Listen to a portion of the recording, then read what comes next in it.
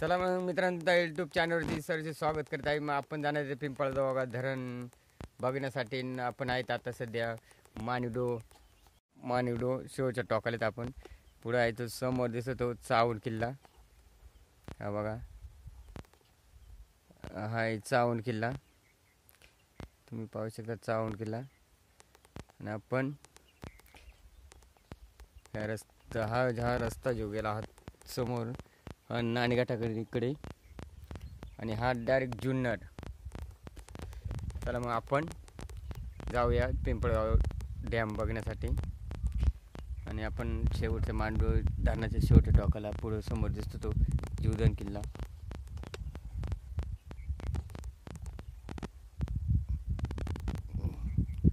हा समोर आहे तो जीवदान किल्ला.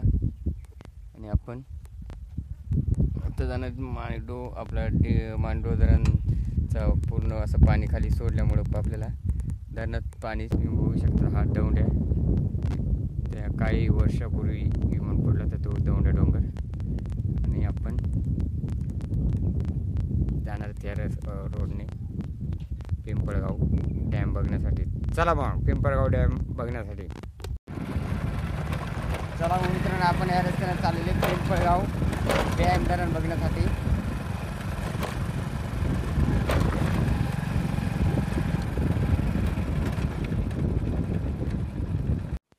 मित्रांनो, खूप असा खराब रस्ता असल्यामुळे आपल्याला चालायला सुद्धा मुश्किल झालेली आहे. हा आहे निमगिरीचा डोंगर.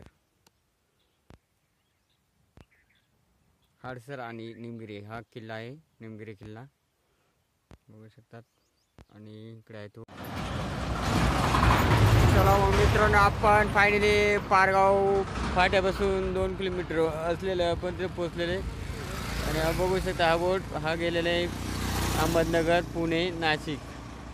हा मालसेज रोड कल्याण, हा कल्याणकडे जातो. आणि हा आहे अहमदनगरकडे, म्हणजे नगर कल्याण हायवेवरती आहे आपण.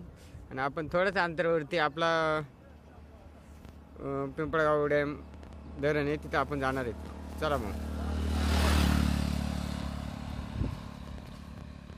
या खिंडीने आपण पिंपळगाव जोगा धरणाकडे जाणार आहेत.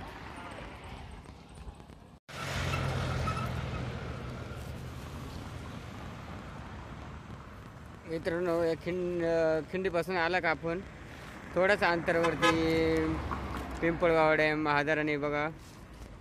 तुम्ही पाहू शकता पिंपळगाव डॅम हा आहे पिंपळगाव डॅम. आणि समोर तो हरिश्चंद्रगड, हरिश्चंद्रगड इथं इथं पुढं टॉलर खिंड. आणि हा एक पिंपळगाव डॅमचा धरण. भरपूर असं पाणी बघा. आणि आपण आता ट्रेन जाणार आहेत धरणाकडे. त्याची लांबी तुम्ही बघू शकता. पिंपळगाव डॅमचा साठा भरपूर असा आहे बघा. संपूर्ण असं भरलेले एप्रिल महिन्यामध्ये पूर्ण असं भरलेले. बघू शकता. हा रस्ता गेलेला आहे 8 किलोमीटर आहे. किरेश्वर ते खूप 8 किलोमीटर वरती रस्ता आहे. पूर्ण धरणाच्या कडेकडे रस्ते. चला मग मित्रांनो, आपण आता फायनली पोचले पिंपळगाव डॅम धरण. आपण पाहू शकतात माझ्या पाठीमागे आहे तो पिंपळगाव डॅम धरण. कशा प्रकारे आहे तो, कसला साठा बिटा कसं बघा, तुम्हाला मी व्हिडिओमध्ये दाखवणार आहे. तुम्ही पाहू शकतात कसलं डोंगरामध्ये पाणी अडवलेलं. ही भिंत धरणाची, ही 8 किलोमीटर आहे. पसारा पाण्याचा साठा भरपूर आहे. पण पाहू शकतात कशा प्रकारे पिंपळगाव डॅम धरण आहे. हे बघा, संपूर्ण असं पिंपळगाव डॅमला आपण भेट दिलेली आहे. धरणाला इथं पुढं समोरच हे रस्त्यावर असं रस्त्याचा रस्त्याने मग आपण पिंपळगाव डॅम धरणापाशी आलेले.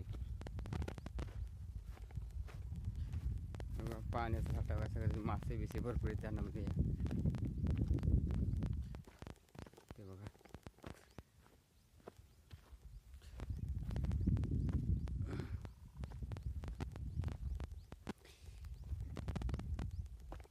अशा प्रकारे आहे पिंपळगाव डॅम धरण.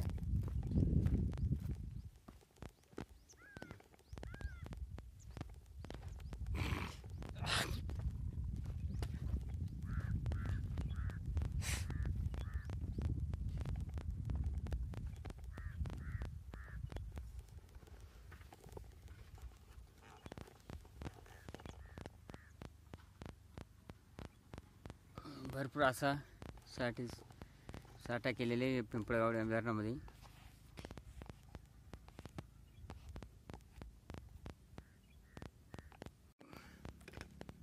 पूर्ण असा पाण्याची साठा केलेले, पूर्ण भरपूर असा पाणी साठवलं गेलं आहे पिंपळगाव जोगे धरणामध्ये. आणि समोर आहे तो कोलवाडीचा डोंगर आणि इकडं हरिश्चंद्रगड. हा समोर दिसतो तो हरिश्चंद्रगड. तुम्ही बघू शकता कशा प्रकारे हा हरिश्चंद्रगड आहे. आणि टोलरखिंड आहे, बघू शकता टोलरखिंड मित्रांनो. इथं हे आहे टोलरखिंड. आणि आपण सध्या आहेत पिंपळगाव डॅमच्या शेजारी. पिंपळगाव डॅम अशा प्रकारे आहे. आणि आपण आता जाणार आहेत नागेश्वरच्या मंदिराकडे. चला मग आता आपण नागेश्वर मंदिराकडे जाऊ. चला मग तिथले आपण बाबांशी भेटू जरा.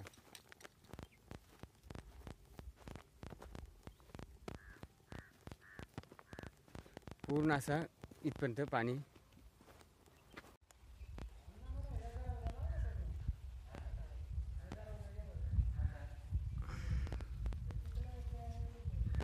नागेश्वर मंदिर.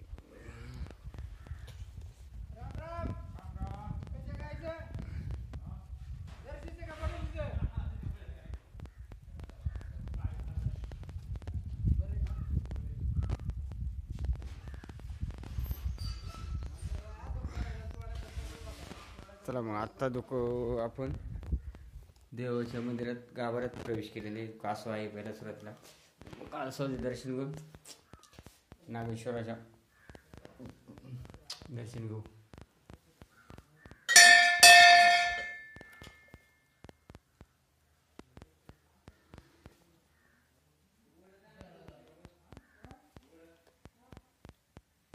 हर हर महादेव.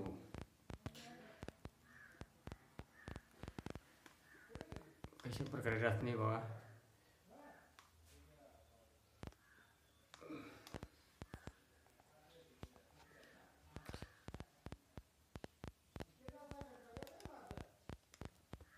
पूर्ण असा दगडी बांधकाम. हर शंभू.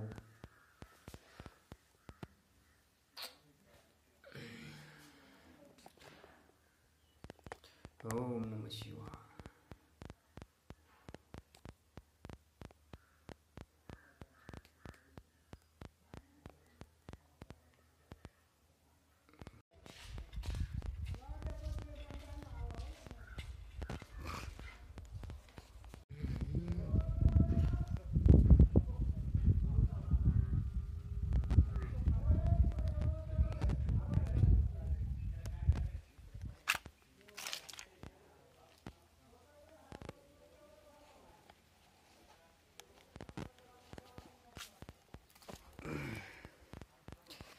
मित्रांनो हा पूर्ण आहे नागेश्वरचं मंदिर. होऊ शकतात बाहेरून आतून कशा प्रकारे.